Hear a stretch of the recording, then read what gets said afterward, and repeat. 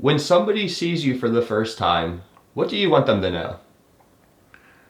It's okay to be curious and, but not judgmental. But definitely be curious on things and, always ask that question because might as well try to know or try to get to know something than not know it at all. What exactly is a face transplant? What's happening medically?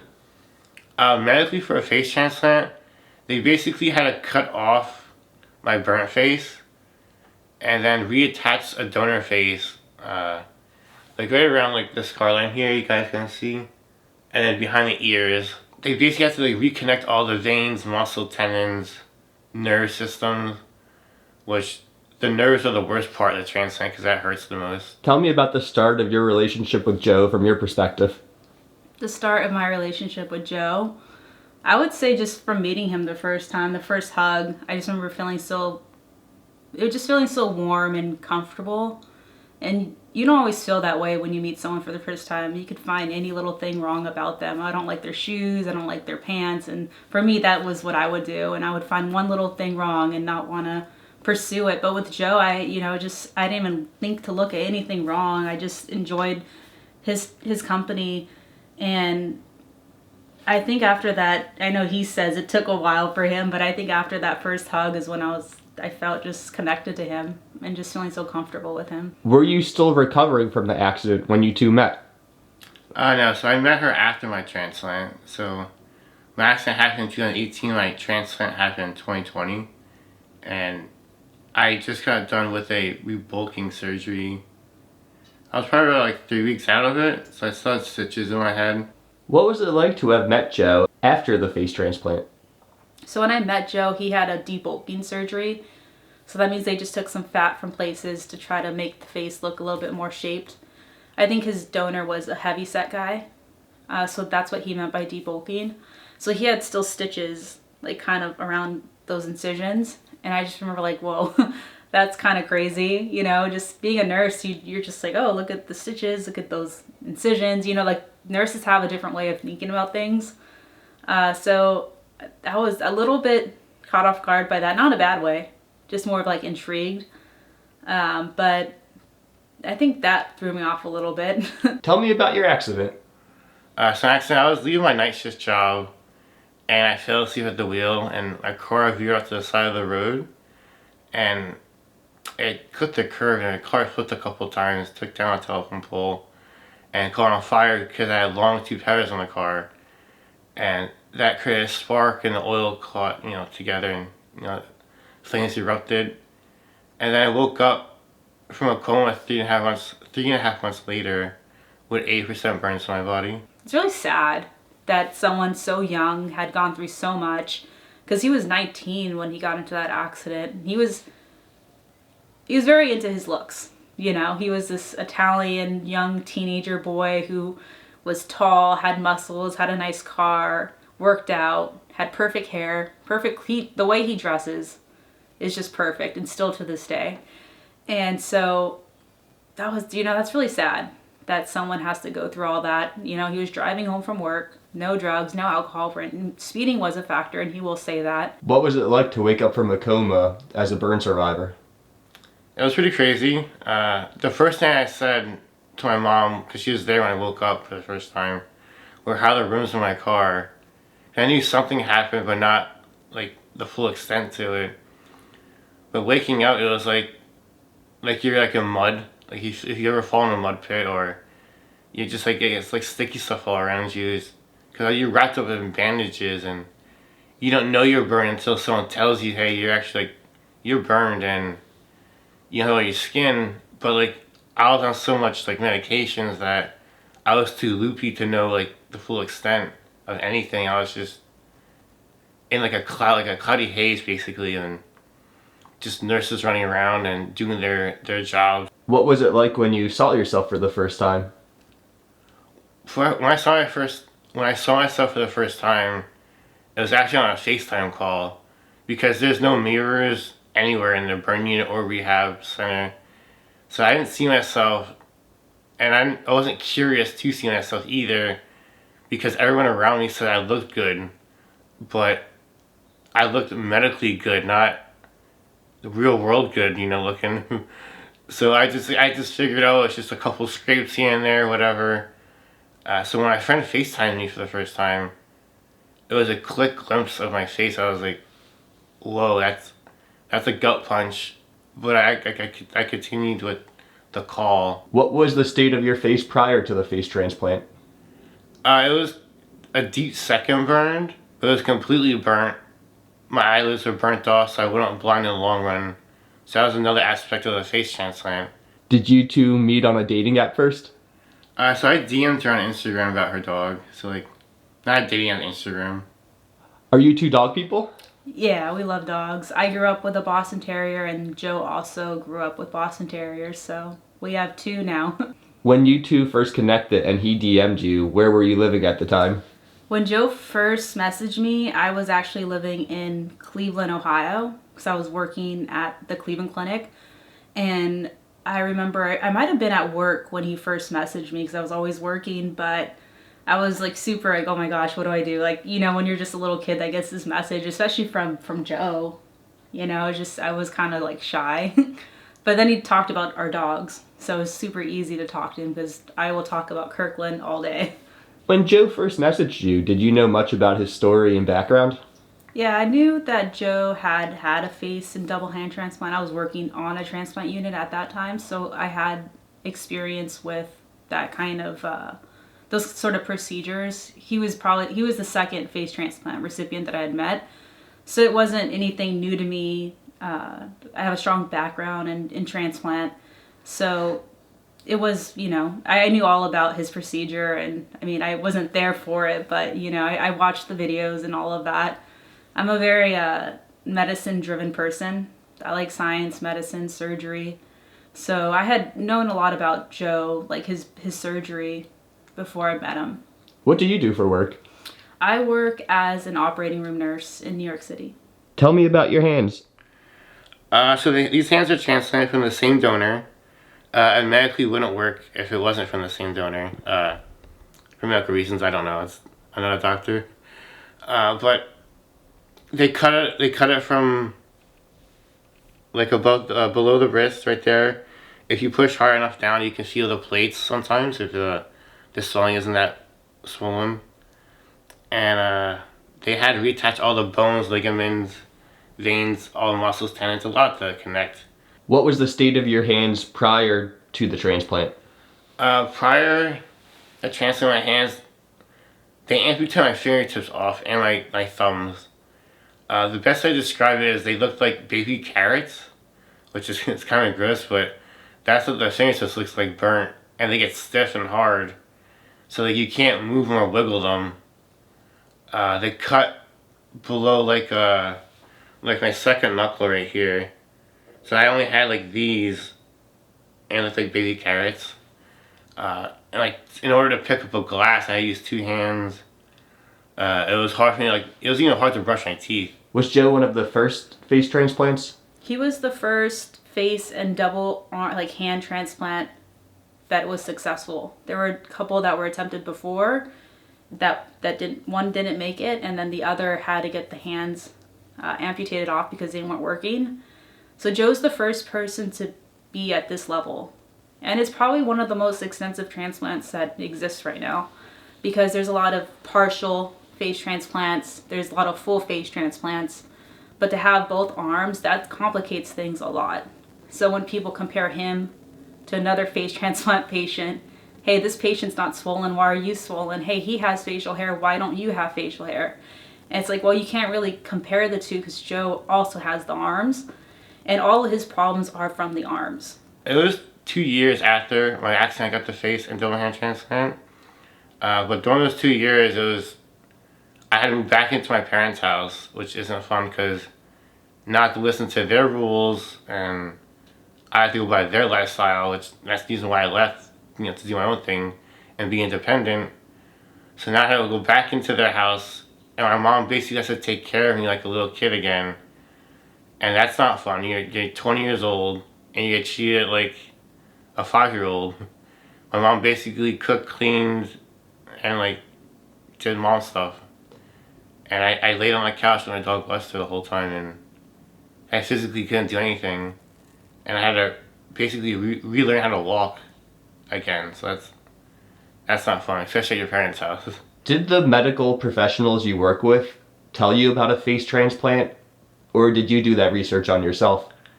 So my Jersey plastic surgeon told me about a face transplant. I'm not in the medical world. I had no clue about medical stuff, just the typical plastic surgery you see on celebrities. That's like basically it. So when the doctor told me, oh, you could do a face transplant, let's do it. There's no hesitation, nothing. So he took a bunch of pictures and sent it off to Dr. Rodriguez, who was the doctor who did the face and double hand transplant. So I didn't know Joe before the face transplant, but his eyes were almost like glued shut in a way because he had no eyelids and he lost his eyelids in his car accident. And you need eyelids to preserve moisture, to keep your sight. So they purposely kept his eyes closed almost, and he had like a little slit so that way he could preserve his eyes. So he didn't have really sight. He was really restrictive with his neck. His surgeon went in and moved. So before Joe got the face transplant, he got surgeries to kind of loosen things up here. So he got a surgery so that he could move his neck more. So he has more mobility in his face now because of it. So there were things that the transplant definitely helped him with that he didn't have before. But the biggest thing was the sight. And he had no fingertips on either one of his hands. So now he could grip things better. And for Joe, he's a car guy. So driving and being able to grip a steering wheel was his goal. And he could do that now. So there's things that it definitely enhanced his life. So the benefits for me was I could open my mouth fully now, and I won't go blind anymore. How extreme was the change in how other people treated you after the accident? A huge change. Everyone stared at me when I was burned. When we go to a restaurant, we order food. For some reason, almost always they ask me what he wants. Like, they don't ask him, and so I'm not taking initiative to order for him, but it's funny that people just will assume that I'm the person. I don't know, like I'm his caretaker. I don't know what it is, but it kind of Joe doesn't like it too much. The best part, they give her the check at the end on me, so I went on that one. What do you think when that happens, Joe? It gets annoying. So after a while, at first it's like, okay, I understand. After a while, it's like, okay, like, I'm bigger than her. Like, what do I have to do to get your attention? I don't know. But yeah, I get used to it now. When people look at Joe, they see someone that's like red, swollen. They don't know what's going on. One time an Uber driver was so concerned about Joe and was like, are you having like a allergic reaction, So I think some people, they're just caught off guard by the way that Joe looks, And for me, I never once was like thrown off or unattracted or, judged him. When he gets these wounds, being a nurse, that doesn't gross me out. If a parent and their child see you out in public, what do you hope the parent says to the child? Nothing. I know that the kid's gonna stare no matter what. I understand, like, the parents can't control the kids. The kid's not a dog. The kid's a kid. I understand. It's just a kid's curious. And, I'm always willing to talk to the kid if the kid wants to talk to me. I remember one time we were in Hawaii in Costco, and a kid came up to me, and then he asked me if I had someone else's face on me.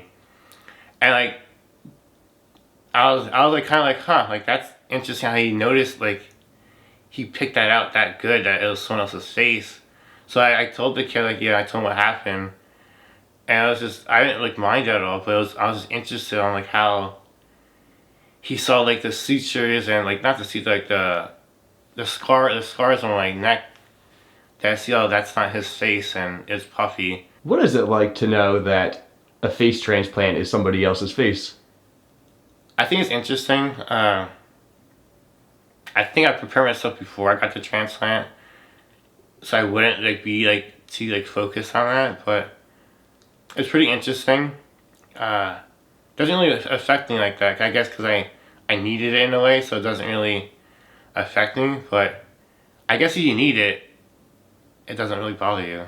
At some point, Joe was really convinced that, this transplant would make him look how he looked before. Because I think his doctor said, you would look a lot like you did before, which I don't think was a good thing to say because it gets stuck in your head. So for the longest time, I was trying to maybe see that he was looking like himself again. I don't do that anymore because this is Joe now, But I would always try to look for those features coming out. But I know that might not happen, that might happen, but now I don't get stuck on that anymore. Now that it's been a few years since you received the face transplant, have there been any unexpected side effects? Yeah, there's always ups and downs with transplants. I have my rejections. I do push it to the limit. I'm really not supposed to be going to Hawaii and out in the sun, but I do wear protective clothing and like a UV, like a long sleeve shirt, UV hat, a gaiter I wear, just really reflection off the water. So I do wear my protective things, but I'm also not supposed to be doing that kind of stuff. So I do push it a lot. When anyone gets a transplant, they're just trading one problem for another problem. So their issues that never go away. They might live a better life, but they still have to be admitted. They still have to take medicine. They still go through rejection. So I knew that all this could happen to Joe and would happen to Joe.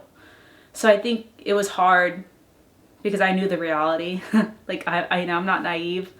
I know that they don't last forever. I know that he could go through rejection. So, those things that go through your mind that you would think would sway someone not to go for someone with so many complex issues.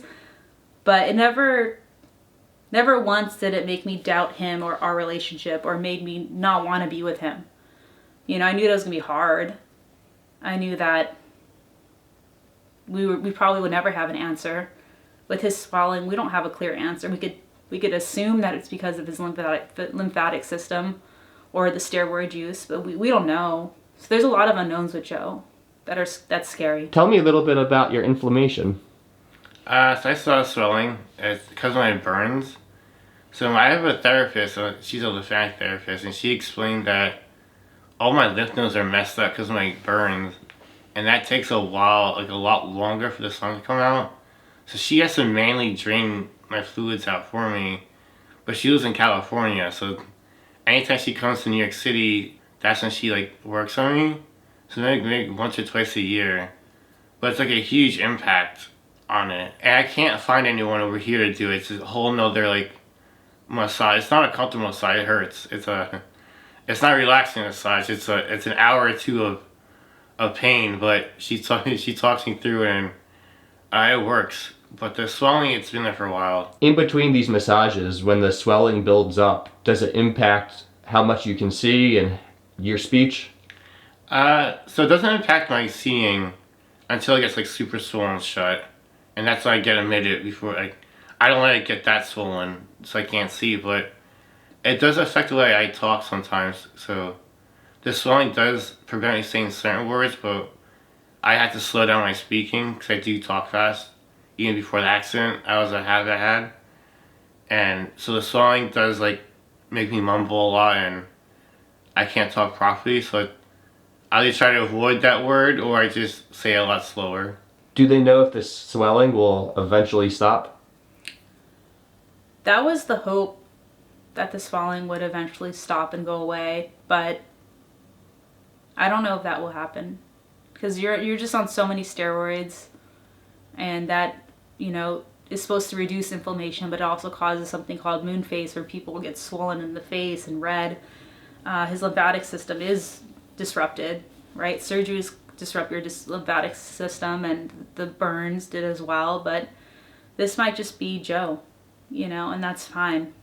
I do notice he gets more swollen after certain meals. I would like to do more lymphatic drainage on him, but I work 5 days a week. Is there anything else the swelling affects that might not be as obvious? I think the swelling affects in my hands, so the pain sometimes. if I do eat like certain foods, like a lot of high sodium foods, it does make my hands hurt the next day. And it's like a 2 hour massage I have to do on myself with a thumper gun and a lot of aquaphor and lotion massaging out, and it's annoying, but I just have to eat better. It's kind of hard not to want to have Chinese food at night. That's a really Chinese food really does need dirty with the swelling. That's why I give that example. Or like pasta sauce. There's a lot of acid in it and like sodium. You said that it would be rejected eventually. Do all face transplants eventually fail? Yeah, eventually your body is constantly fighting the transplant, whether it be a liver, a heart, lung, or face for Joe. So that's why you're on immunosuppressants for the rest of your life. Like takes it morning and night, and eventually your body can't continue fighting, or maybe you might start going into kidney failure because these pills are so hard on your kidneys or your liver. So there's a lot of negative. There's a lot of consequences of the transplant, and it eventually it does fail. We don't know. No one in the world has made it this far with Joe's level of transplants because he has both arms and the face. So there's no one to compare him to. So even his transplant surgeon will just say, Joe, I don't know. Like we're on uncharted waters right now. So we're doing the best that we can. And you just have to have a lot of hope in the team. And I do. He has an amazing team. So when he gets admitted, like knowing he's under the care of good doctors is helpful. Tell me about when you decided to move out here to be with Joe.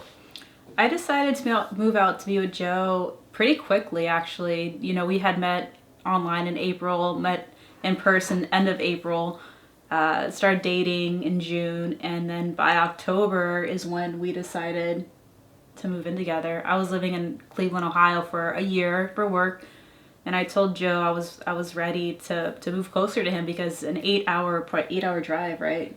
Yeah. 8 hours just to come see him for a week if I could take that time off. It was hard. So moving to closer to Joe just made the most sense. And at that time, travel nursing was the big thing to try to do.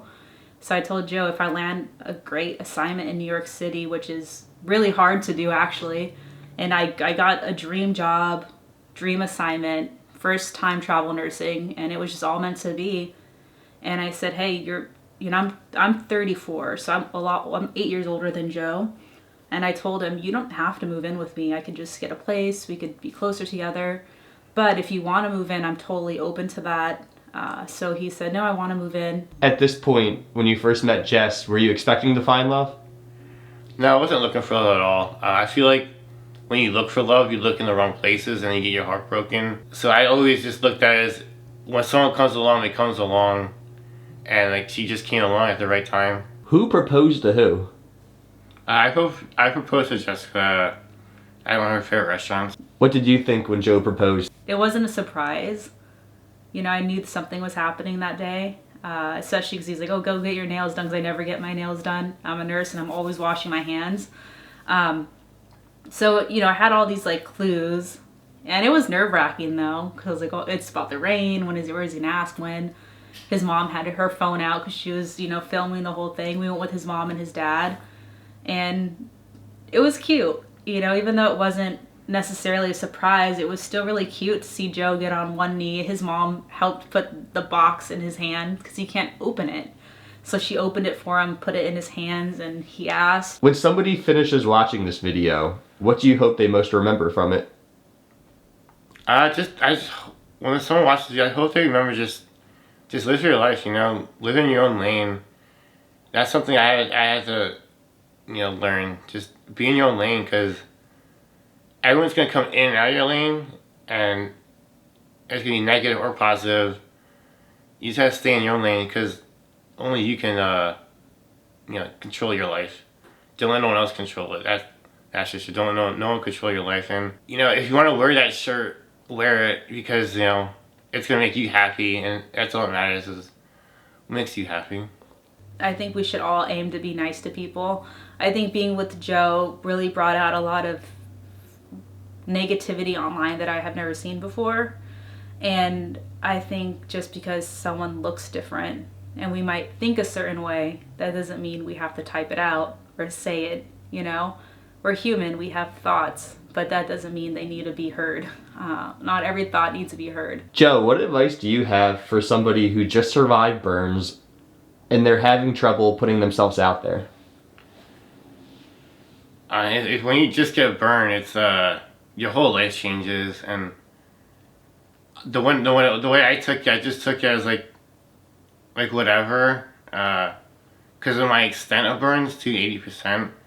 I was like, I can't really change it, so why be affected if I can't change it?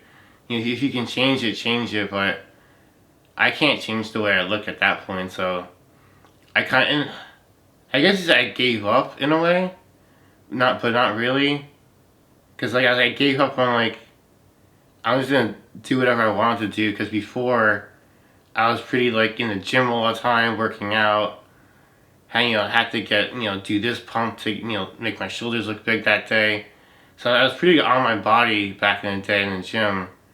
After the burns, it was like, what's the point now? Like, I'm just gonna live my life, eat what I want to eat, do what I want to do now, and just do what you want to do, because everyone's gonna judge you no matter what. And after they're done judging you, they're gonna forget about you in 5 seconds. So like, why worry about that judgment? That 5-second judgment ruin your day. And that's the way I look at it now.